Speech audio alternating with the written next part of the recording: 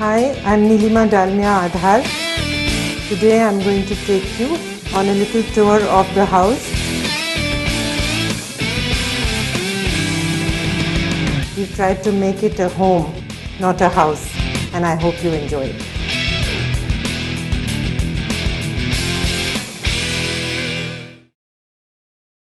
क्या रिश्तों की डोर हो रही है कमजोर या फिर दिल के टूटने का है डर?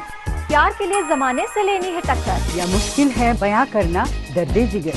रिवाजों के जाल में दफन जज्बातों की सिसक या दिल की बात लफ्जों तक लाने में है दिक्कत? क्या शादीशुदा से हो गया है आपको प्यार या हो गई है प्यार में आपकी हार? कुछ भी परेशानी हो दिल पे मत ले यार, आपकी समस्या और मेरी सलाह, तो टेंशन किस बात की? उठाइए फोन और पूछिए सवाल, क्योंकि हमारे दिल की लाइंस आपके लिए खुली है।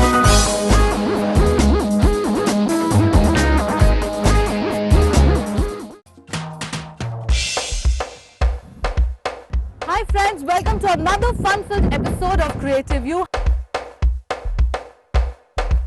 अब हम जाएंगे सिलेक्ट सिटी वॉक के अंदर जो साकेत नई दिल्ली में है।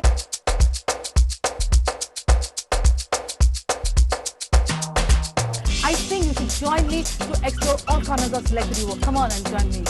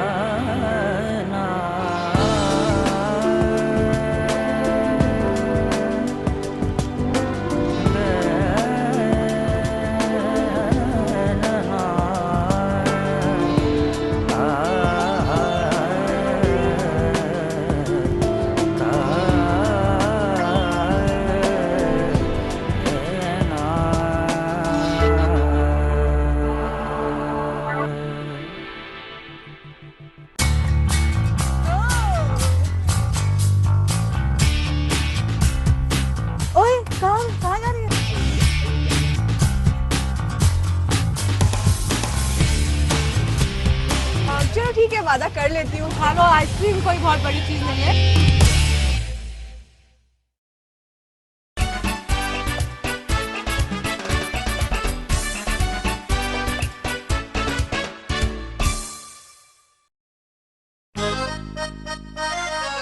आप और हम निकले हैं दिल्ली के one of the most happening place Connaught place में टू डू सम फूड मस्ती।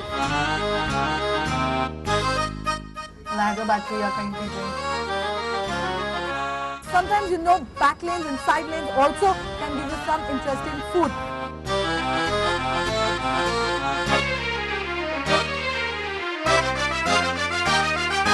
You have lots and lots of food masti this time, and I'm sure about it.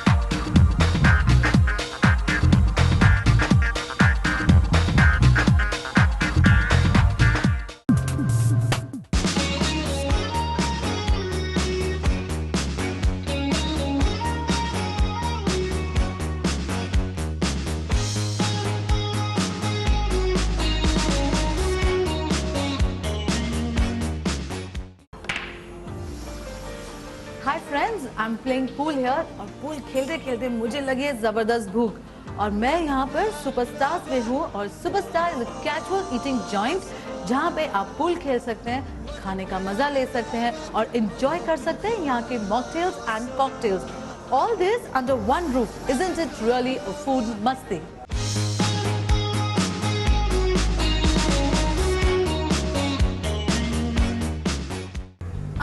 Very very thirsty now और अब मैं पीने वाली हूँ सुपरस्टार में cold refreshing mocktail.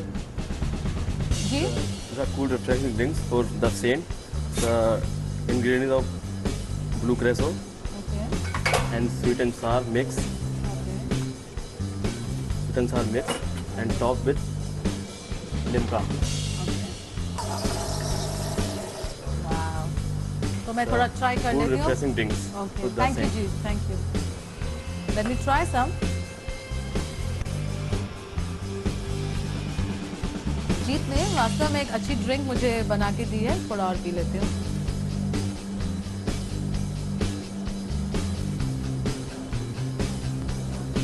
इसमें मुझे लिम्का का तो टेस्ट आ रहा है, पर जीत से पूछ लेते हैं कि इस मॉकटेल का नाम क्या है और इसमें और क्या-क्या इंग्रेडिएंट्स हैं। जी। This is the same. It's an ingredient of blue creosote, the non-alcoholic syrup Okay. and sweet and sour mix. Okay. It's a lime and sweet. It's a mix Okay. and topped with limca Okay. and top over cube and ice. Okay. Pour over cube ice. Okay, thank you Jeet. जैसा कि जीत ने हमें बताया कि Saint में उन्होंने blue Grasso, sweet and सार lime juice और लिम्का का यूज किया है, तो आई एम श्योर अगली बार आप आए तो ये ड्रिंक जरूर ट्राई करें। सुपरस्टार में और भी बहुत से मॉकटेल्स एंड कॉकटेल्स हैं which will surely make you cool and refreshing.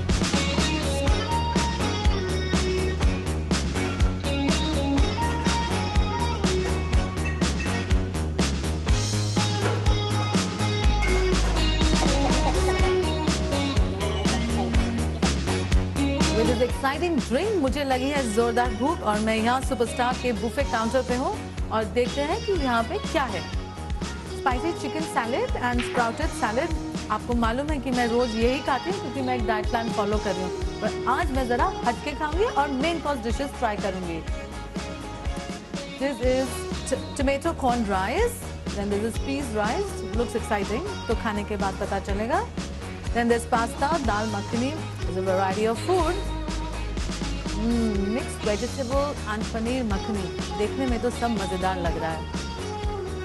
Mutton rogan josh and this kadhai murg, variety of nonveg and veg. अब बातें होती है कम और मैं सीधा ट्राई करती हूँ यहाँ का मजेदार खाना।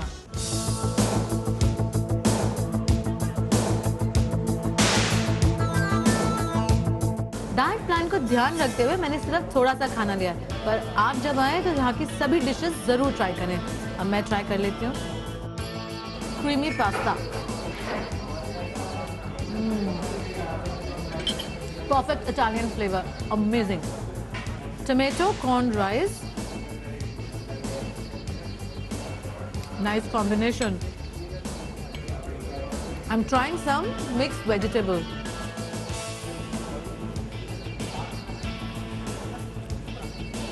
चटपटी मिक्स वेजिटेबल, गोभी, गाजर, फली और मटर का एक्सीलेंट कॉम्बिनेशन।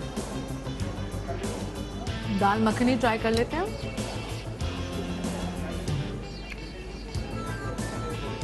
ऑसम। मैंने थोड़ा सा आम का मुरब्बा भी लिया है। आम का ये मुरब्बा मजेदार, थोड़ा सा मीठा, थोड़ा खट्टा, बस कमाल का। खाना इतना मजेदार था कि मैंने 2-3 दफा खाया और मैंने पूरी प्लेट ही साफ कर दी।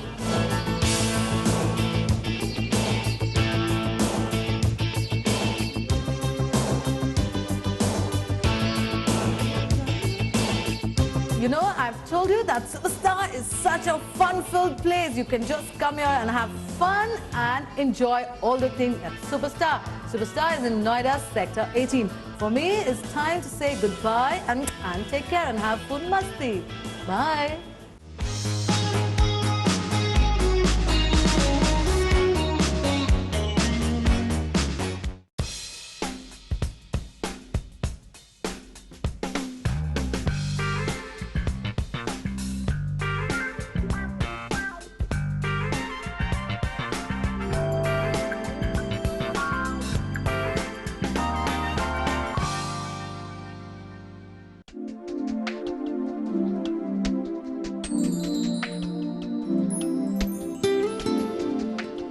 अगर आप अपने बेडरूम के लिए कोई बेड ढूंढ रहे हैं, तो Ebony Gautier is the place where you can find a huge range of beds to choose from.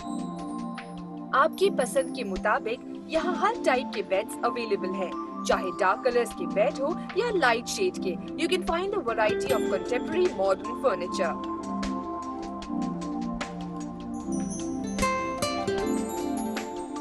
अब इसी बेड को लीजिए। Simple structure with side table on both the sides of the bed. Bed के नीचे ज्यादा जगह होने से सफाई रखना बेहद आसान है।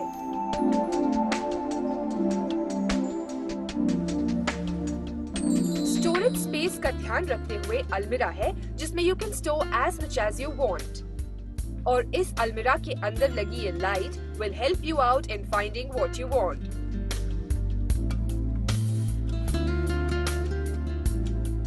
एक और सिंपल ये trendy design of bed that you can decorate with a light shade of bed linen. Almirah at one side with a huge glass fixed on the front and with a lot of storage space. Side के ये showcase आपको अपने decorative items सजाने के लिए काफी space देंगे।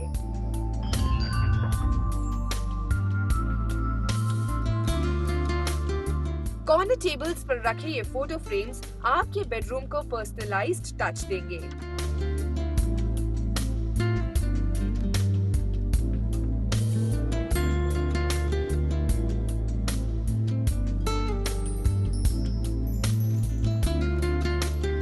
अगर काला रंग आपको पसंद है और आप अपना इंटीरियर्स अपने पसंदीदा कलर से सजाना चाहते हैं, तो here's the style of beds in black design.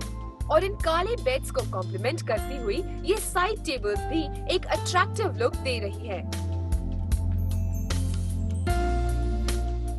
Cushions are also adding an appeal to this whole collection of black beds.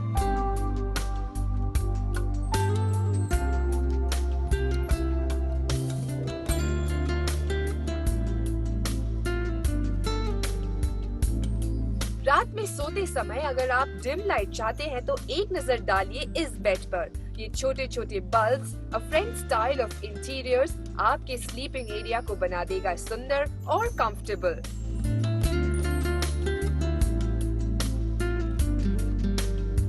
Jute का बना ये बैग इस बेड को ट्रेंडी के साथ साथ एक देसी लुक भी देता है and a bright coloured linen will add in the beauty of the bedroom.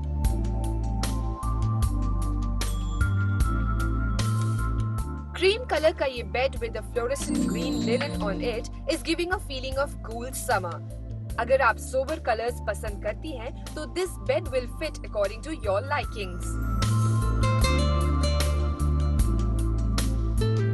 Beds के अलावा you'll find a huge range of bedroom accessories here. Bed linen, cushions, quilts, bed covers and much more to explore.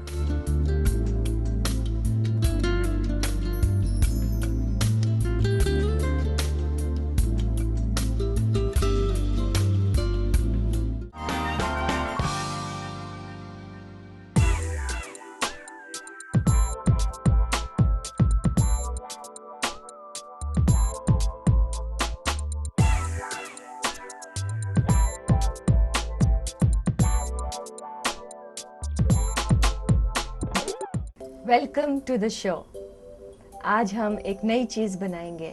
Glass painting तो आप जानते ही हैं, उसका एक नया उपयोग। ये देख रहे हैं आप, ये एक लैंप की तरह यूज हो सकता है। इसको बाहर दरवाजे पे टांगेंगे तो एक विंड चाइम भी हो जाएगा। इसमें घुंघरुआ भी और लगा सकते हैं हम। तो आइए पहले आपको बताते हैं इसमें क्या क्या चीज़ें यूज होती हैं, ताकि आप भी बना सकें, आपके बच्चे भी बना सकें और घर में आप और लोगों के साथ भी बैठ के इसको बनाना सीखेंगे आप। आइए बताते हैं। सबसे पहले तो ये है, इसको हम अपने भाषा में बच्चों के साथ कांच का कागज कहते हैं, या आमतौर पे ये एक्चुअली तो टीपी शीट है जो ओवरहेड प्रोजेक्टर्स में यूज किया जाता है। और ये है कार्ट्रिज शीट, इस पे ड्राइंग करते हैं और इसके ऊपर ये रखते हैं ताकि जब हम ये ग्लास कलर्स यूज करें हमें नजर आए कि क्या बना रहे हैं, कैसे बना रहे हैं। और इसमें और भी बहुत सारी चीजें हैं। ये देखिए, ये क्ले बॉल्स है, ये इसके यहाँ लगाइए घुंघरू के साथ। ये घुंघरू हैं, आप कोई भी घुंघरू यूज कर सकते हैं, लेकिन ये कलरफुल थोड़ा सा अलग ही मजा आता है उसका। और ऑफ कोर्स ये डोरी है जो ऊन से बनाई जाती है, इससे टांगा जाता है। ये डोरी जो है, इससे भी ये शंख जो बनाए हैं, इनको टांगने के लिए भी तो कुछ चीज चाहिए, ये उसके लिए यूज किया जाता है। और ये जो हमारी स्टिक्स है, ये इसको सपोर्ट देने के लिए, डिस्टेंस मेंटेन करने के लिए, इसके लिए ये यूज किया जाता है। तो शुरू करें आज। तो सबसे पहले हमने ये कागज लिया, टीपी शीट को साइड पे रख देते हैं। जिनको ड्राइंग बहुत अच्छी आती है या जो अपना एक्सप्लोर करना चाहते हैं, डायरेक्टली करिए, नहीं तो आप पेन लीजिए और ड्रॉ करिए पहले क्या आप बनाना चाहेंगे। कोई थीम ले सकते हैं, जैसे अगर हम अंडर वाटर थीम लें तो फिशेस बना सकते हैं, पानी बना सकते हैं, और क्या जो भी एक थीम सिलेक्ट कर लीजिए। फ्लोरल करना है, नेचर करना है, वो आपके ऊपर है। आप चूज कर लीजिए क्या थीम बनाना चाहेंगे।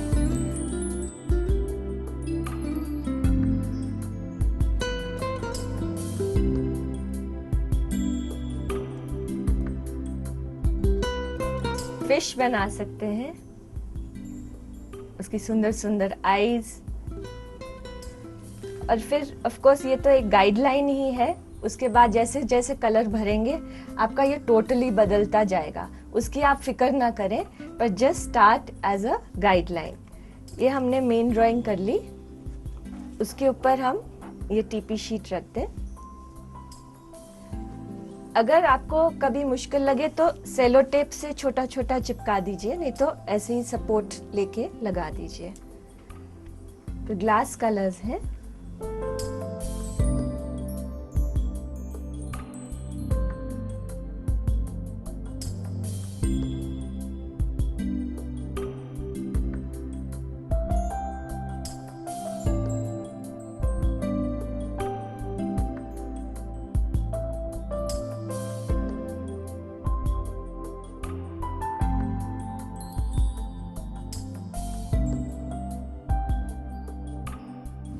और ऐसे राउंड राउंड राउंड राउंड करें तो बैकग्राउंड कवर हो जाता है। थोड़ा सा येलो डाल दिया। तो ऐसे करते करते ये पूरा बैकग्राउंड अगर हम भर दें तभी ये कंप्लीट लगेगा।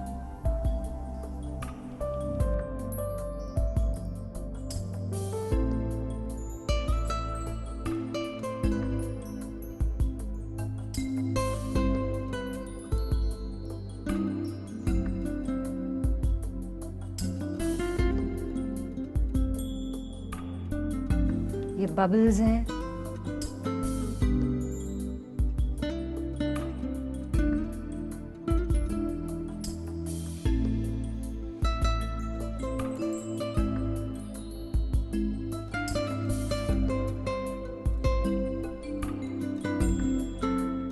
थोड़ी और रोशनी दे देते हैं।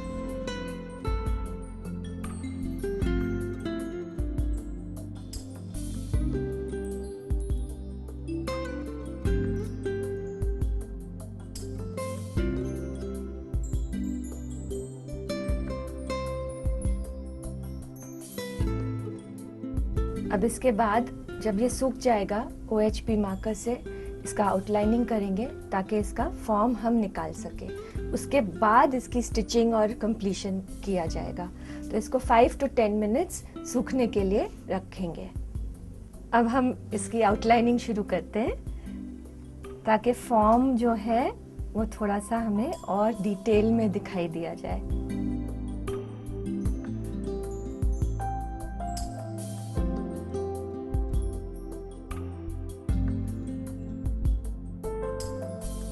अब हम इसको लेके होल्स पंच करेंगे।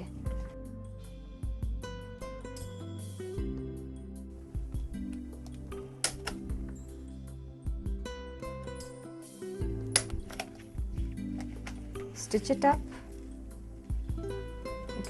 यहाँ पे नॉट लगा दीजिए। डबल धागा लेंगे तो नॉट लगाने की जरूरत भी नहीं है।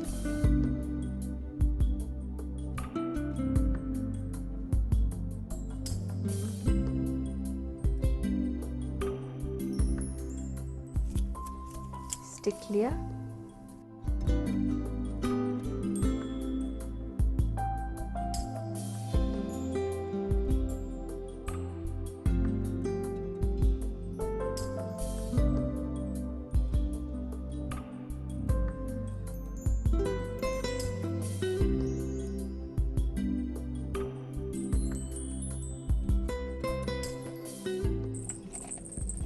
अब इसके अंदर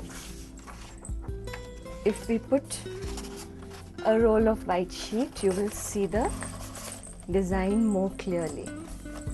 You can see the fish,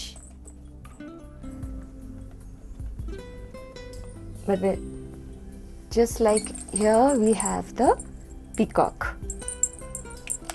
Yeah.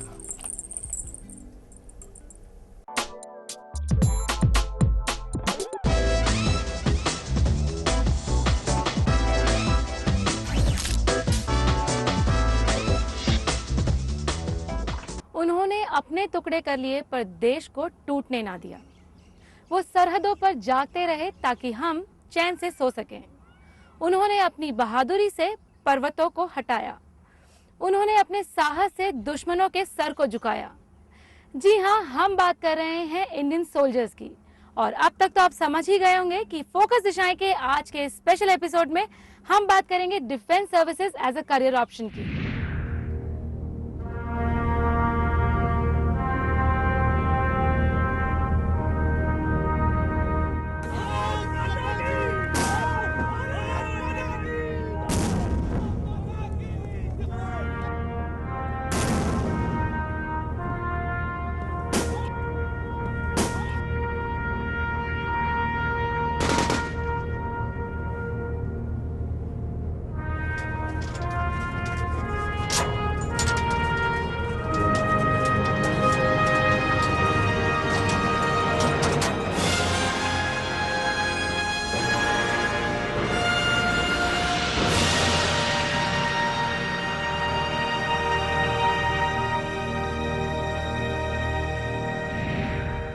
आज हम बॉर्डर सिक्योरिटी फोर्स की बटालियन नंबर 25 के साथ हैं। बॉर्डर सिक्योरिटी फोर्स यानी सीमा सुरक्षा बल इतिहास गवाह है कि जब जब हमारे देश पर कोई भी संकट आया है तो बीएसएफ के जवानों ने अपनी जान पे खेलकर हमें उस संकट से आजाद कराया है। सीमा पर बीएसएफ यानी सुरक्षा की पहचान है हम सबके लिए।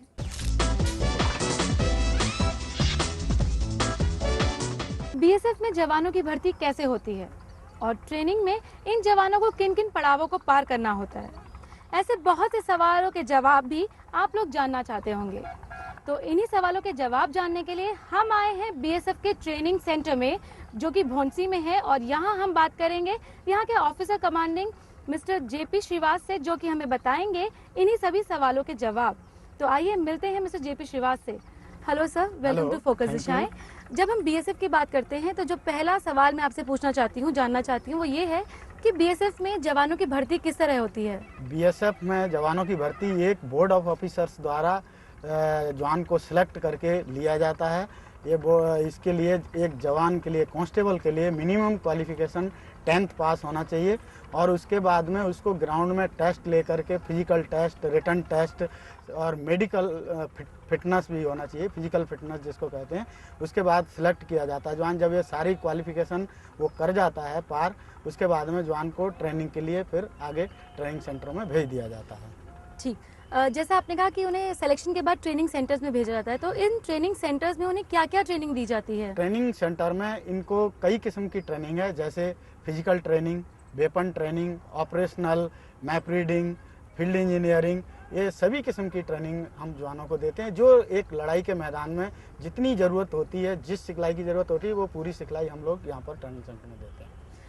फिजिकल ट्रेनिंग की जब हम बात करते हैं तो फिजिकल ट्रेनिंग के इंग्रेडिएंट्स क्या क्या होते हैं बेसिकली? फिजिकल ट्रेनिंग के इंग्रेडिएंट्स जैसे इसमें जवान को हम किस हद तक उसको फिजिकली फिट रखते हैं, उसकी डाइट दे करके उसको इतना ट्रेनिंग देते हैं कि उसको सहन शक्ति हो और किसी भी ऑब्स्टिकल को पार करने के लिए उसमें इतनी कैपेबिलिटी हो और शरीर से वो फिट होगा, तभी ये सारी चीज़ें वो कर पाएगा। सर, जब भर्ती हो गई एक स्टूडेंट की यहाँ बीएसएफ में, तो जो ट्रेनिंग होती है उसका क्या प्रोसीजर रहता है? क्या मतलब कितनी ज़्यादा ट्रेनिंग उनको दी जाती है? उनको ट्रेनिंग टोटल 40 वीक देते हैं हम लोग और 40 वीक में इन ट्रेनिंग सारी शामिल है। इसमें जैसे physical training, weapon training, drill, field craft training, operational training. इस ट्रेनिंग के साथ साथ हम इनको लेक्चर इसके बारे में बताते हैं, उसके बाद ग्राउंड में प्रैक्टिकल कराते हैं इनसे।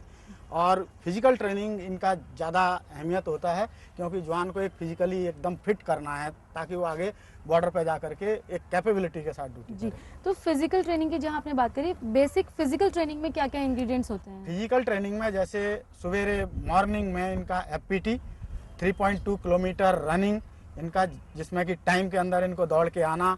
उसके बाद में ऑब्स्टिकल क्रॉसिंग होता है जिसमें 9 फीट डिच है, वाल 6 फीट वाल है, मंकी रॉप है, फायरमैन लेफ्ट है। ये सारी चीज़ें इनको ग्राउंड में कराते हैं। जी। तो ये सब जो जवान खड़े हैं ये अपने FPT के लिए भी तैयार हाँ, हैं? ये जवान बिल्कुल FPT के लिए तैयार हैं, दौड़ने के लिए तैयार हैं।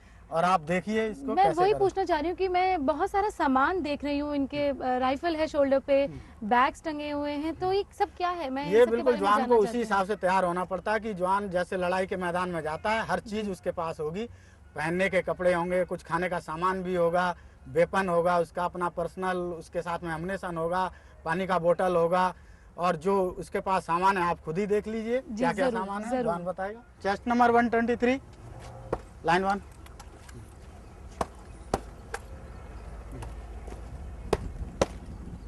देख लीजिए इसका, ये है पर्सनल वेपन, इसको राइफल जी। ये इसका पोचेज हैं जिसके अंदर में भी कुछ सामान है। ये इसका हावरसैक बोलते हैं इसको। इसमें 14 आइटम होती हैं इसकी।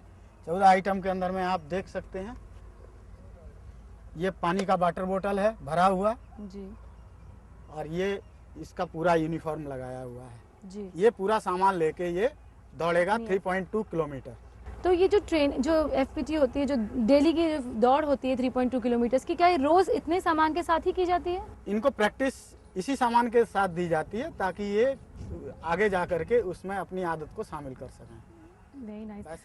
तो जैसा कि हमें मिस्टर श्रीवास ने भी बताया कि ये जवान तैयार हैं अपनी फिजिकल ट्रेनिंग के लिए, तो आइए देखते हैं रियल टाइम ट्रेनिंग होती क्या है। तो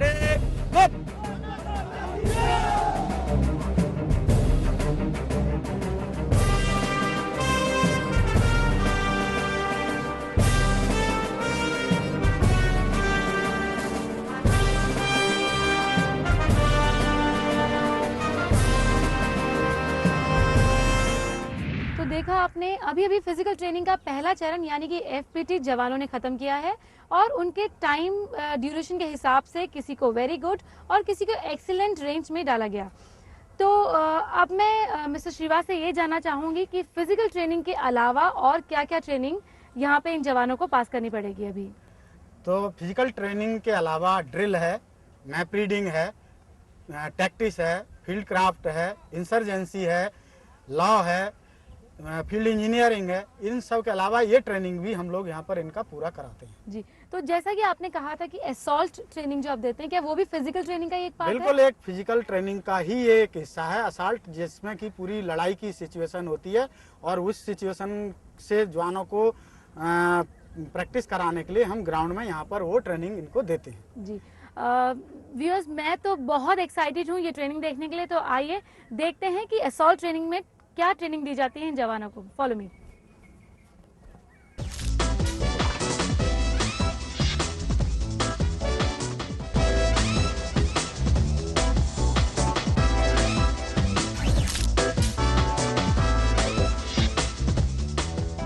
Hi, hello, I welcome you to yet another informative episode of your own show, Focus the Shine.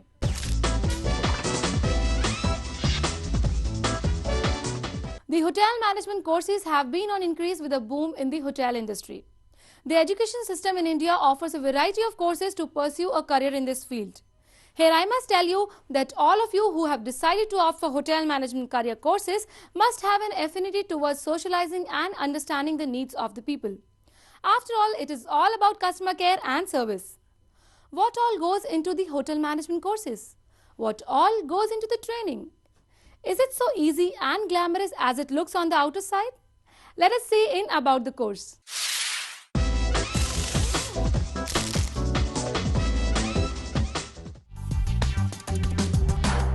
Hotel management courses have gained popularity among the youngsters with the boom in hotel industry in India. UEI Global is one of such a dress from where you can have the training in hotel management and learn the nuts and bolts of running a hotel with their unique program which gives you a foreign recognition as well as an Indian degree. UEI Global is an initiative by Burgoyne Holding of USA. Some 3 years back they came in India with a lot of ventures. UEI Global is one of the venture. They are into education. We have been providing education starting from 3 months programs till 3-year degree program, and it's been almost 3 years. UEI Global under the banner of Burgoyne Education Private Limited is offering different programs in management in India. Hotel management demands a friendly, helpful, outgoing personality and to work well with others. Through the course, you can explore the different levels and complexities of hotel management, right from hospitality to front desk to management. After 12th, one can join this course and you can be a part of this rewarding and booming career. As the hotel management course is divided into 4 core departments, or rather 3 core departments: food and beverage service, food and beverage production, which is kitchen, and accommodations or rooms division, which has got front office, which is the reception, and housekeeping, which is the managing the housekeeping. Along with it, we have ancillary or support departments, for example, HR, accounts, sales and marketing, which help us in running these 4 core departments. So as a hotel management education, we offer courses or we offer study and practical experience in all these departments to the student, so that when a student comes out after doing this course, he is a wholesome and holistic person to be a perfect hotel manager to manage the service industry.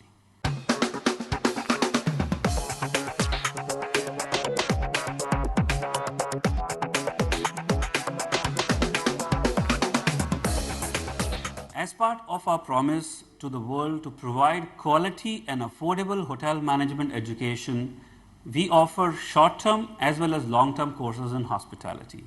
We offer courses in accommodations management, we offer short-term courses in service operations, we offer courses in food production, which is recognized in India and abroad, ranging and taking it to a pathway where you can upgrade it to a degree program which is valid in India as well as abroad.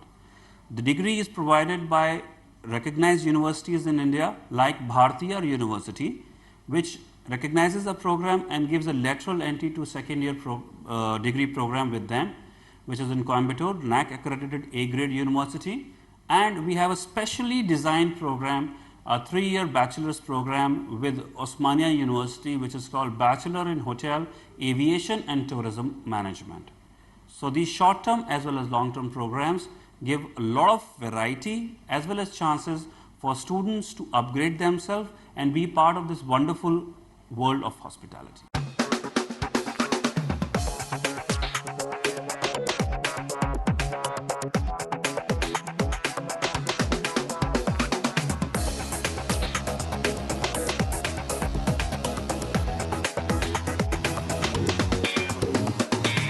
The courses that we have made have been kept in mind the industry requirement as well as the academic rigor that has to be provided to any student, which will make him successful in the industry.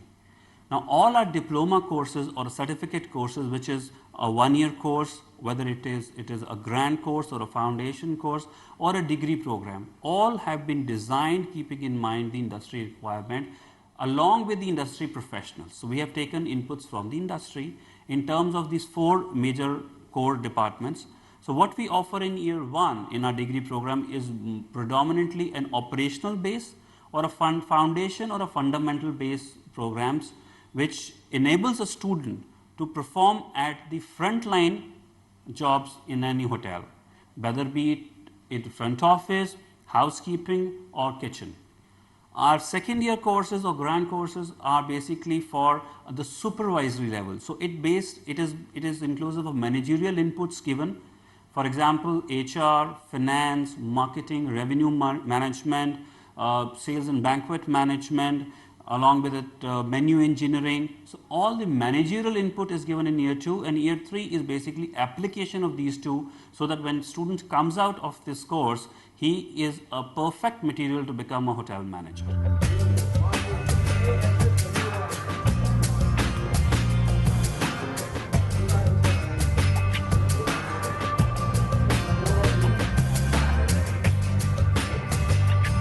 Job opportunities for a hotel management graduate. If you really ask, even in this matter of recession, when every other industry is being hit, for example, let it be IT or real estate or anything, or stock markets going down, people have not stopped eating, people have not stopped going out. In fact, you will find recession packages and recession buffets being laid out for people to come out and eat. So people will, till the time there is travel, there is tourism, when people want to move out, people are socializing, hotel industry is always in demand. Keeping in mind the Commonwealth Games coming to India, it is estimated that there will be 10 million people coming to India, foreign tourists coming to India in 2010. And India as of now doesn't have that kind of professionals coming out which can cater to that kind of demand. And it is stated by the tourism industry or Ministry of Tourism that by year 2015, there will be 15 million people coming down to India, and it's being portrayed as one of the next destinations of the world for tourism. So keeping all this in mind, I see no dearth for any hotel management graduate to get any job and going out. If you really see in 1990s or early 90s, people who joined the boom of computers are millionaires today. The same way, people who will join the boom of tourism and service sector today will be next millionaires coming across to this world.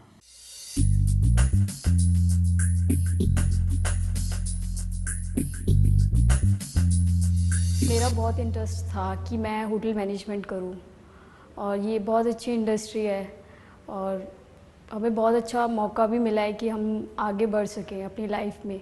बहुत कुछ सीखने को मिलता है इसमें, like कि guest से कैसे इंटरेक्ट करना चाहिए और गेस्ट को कैसे सर्विस करनी चाहिए। मैं इस कोर्स के बाद एमएससी करना चाहूँगी और मैं चाहती हूँ कि कल को एमएससी करने के बाद मैं किसी अच्छे ग्रुप ऑफ चेन के साथ एज अ जनरल मैनेजर कहीं पे भी काम कर सकूँ। अगर आप लोग होटल इंडस्ट्री में अपना कैरियर बनाना चाहते हैं तो UEI global Ghaziabad is a platform जहाँ पे आपको डिग्री के साथ साथ में आपको इंटरनेशनल सर्टिफिकेट्स भी मिलने की अपॉर्चुनिटी मिलती है, ताकि जो आप अगर इंडिया में या अब्रॉड में अगर आप जॉब लेना चाहें, that can be helpful to you.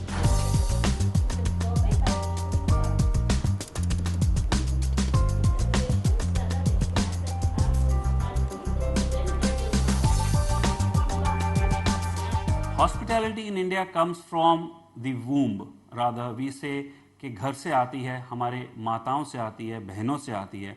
हमारे घर में कोई आता तो आओ भगत कौन करता है? हमारी घर की लेडीज़।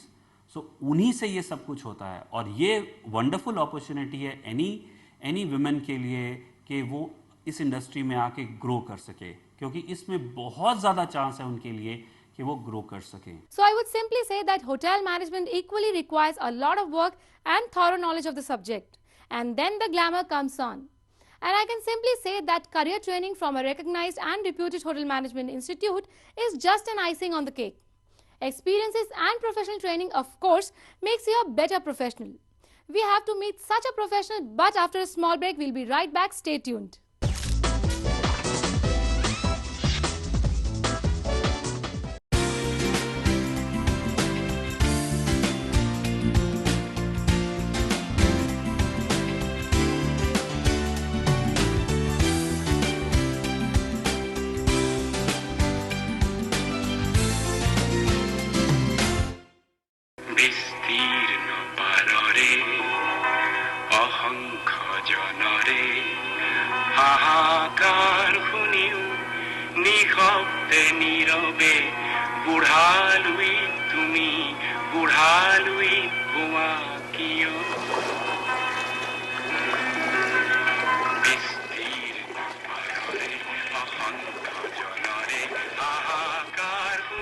इस वक्त मैं एक बोट में बैठी हूँ ब्रह्मपुत्र रिवर में और मेरे लिए बहुत ही नया और it's gonna be a lifetime experience for me.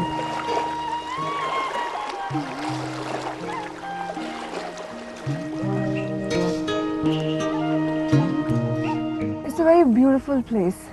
यहाँ के सराउंडिंग्स बहुत ही पीसफुल हैं और बहुत प्योर हैं। अभी सनराइज थोड़ी देर पहले हुआ है and the sunlight falls on your face and gives you such a divine feel. I'm just loving it.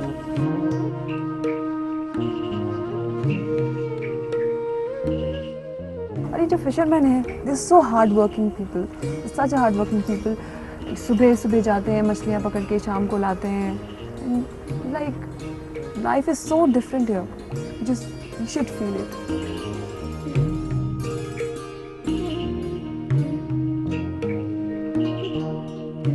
Wow, this is something so new for me and I'm just loving it.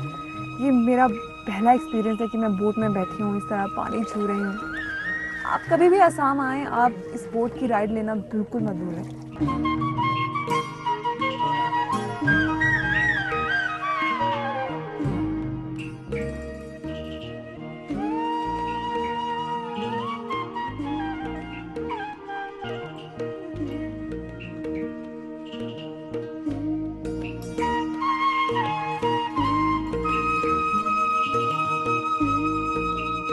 The refreshing breeze and the soothing silence is a morning on the banks of river Brahmaputra.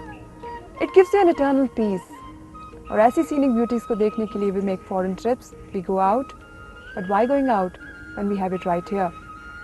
Well, while I meditate, we take the glimpses of the scenic beauty. With this serene morning, I'm all geared up to find out more about this place.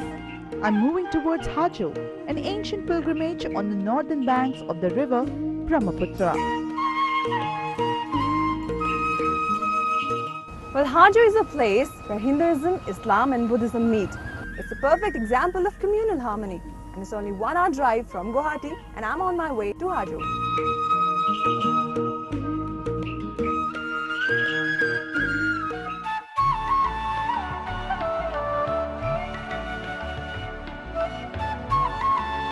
History says that Hajo एक समय में coach dynasty की राजधानी हुआ करती थी। ये भी कहा जाता है कि the Pandavas had taken shelter in this region during their अज्ञातवास।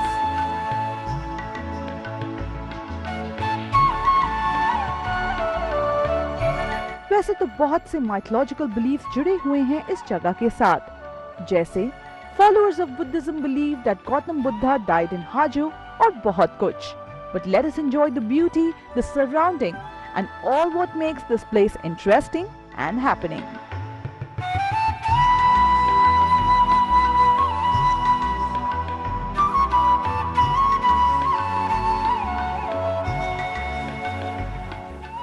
Hajo is also called Triveni Sangam. यहाँ पे तीनों धर्मों के लोग मिलकर पूजा करते हैं। हिंदू और बुद्धिस्ट पुआ मक्का जाते हैं और मुस्लिम्स हाईग्रीव माधव मंदिर आते हैं, जिससे पता चलता है कि इतना डाइवर्स कल्चर होने के बाद भी कितनी यूनिटी है। And there is very interesting fact about the place. माघ का महीना जो कि एसमीज महीना है, उसमें यहाँ एक प्रोसेशन होता है जिसमें तीनों धर्मों के लोग मिलकर पुआ मक्का से हाईग्रीव माधव मंदिर तक आते हैं। And that really shows the unity.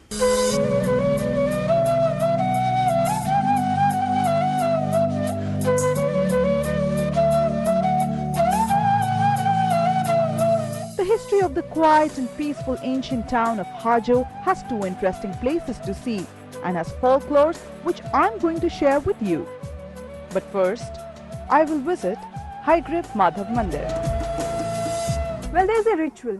यहाँ आने पर मछलियों को खाना खिलाया जाता है, क्योंकि मछलियाँ विष्णु भगवान का पहला रूप होती हैं और उनको खाना खिलाने के बाद ये माना जाता है कि आपको विष्णु भगवान का आशीर्वाद मिल गया। माधव पुखरी यानी पॉन्ड, जिसमें ये एक giant turtle पाया जाता है, and you will not believe that people say that this turtle is the oldest resident of Hajo. Unbelievable! I'm sure, like me, you must also be amazed at this fact.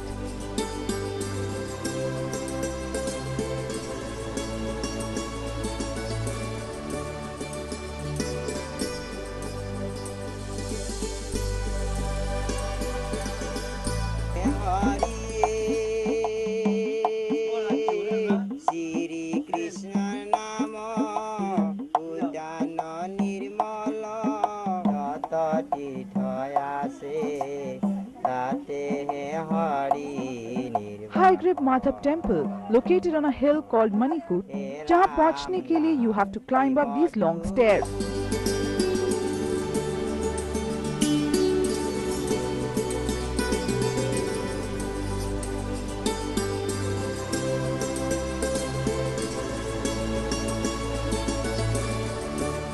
The temple enshrines Lord Vishnu as Haigrev, meaning an incarnation of Vishnu in form of a human being with a horse's head.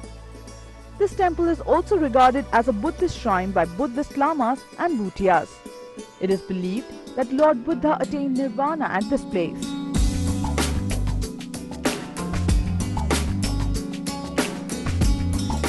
The temple was destroyed by King Kalapahar and was built in 1543 by the Koch king Raghudev.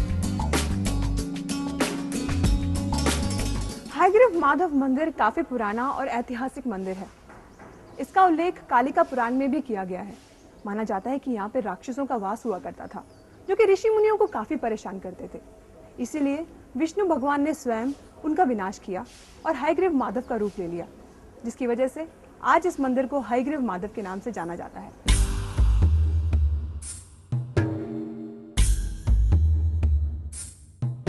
It is divided into three parts: the basement, the center, and the Sikhara. I'm still exploring Hajo in Travel Without a Cause.